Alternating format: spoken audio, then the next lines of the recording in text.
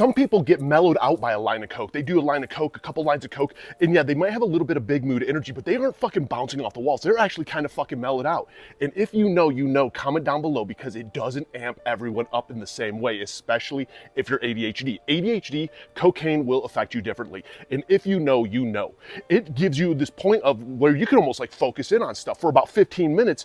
The world is clear. Like all of a sudden the internal dialogue is stopped.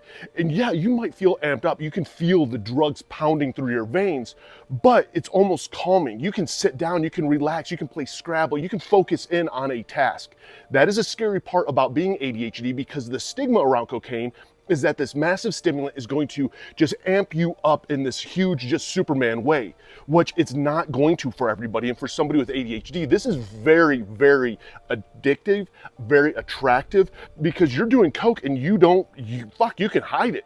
You almost seem normal. In your brain, you're like, fuck, this is what normal people feel like, except I just have a little bit extra energy. And that's how it does affect us differently, because the massive amount of dopamine it is creating is giving us focus. It's calming us down.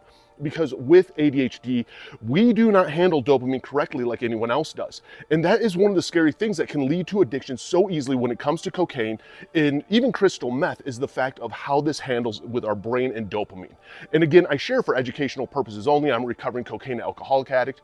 And when it comes to getting sober, there is no right or wrong way of getting sober. It is your way. Whether it's going to rehab, inpatient treatment, outpatient treatment, download Sunflower Sober. Tag down below, link is in the bio. 24-hour support, tools, resources, everything you need to get sober and stay sober. Go to an AA meeting, an NA meeting, an Al-Anon meeting. Go to a doctor, a psychiatrist, a therapist, get on the right meds. Do all of that and then some, but find what works for you, because it's different for everybody and you do matter. It does get better, and you got this one day at a time.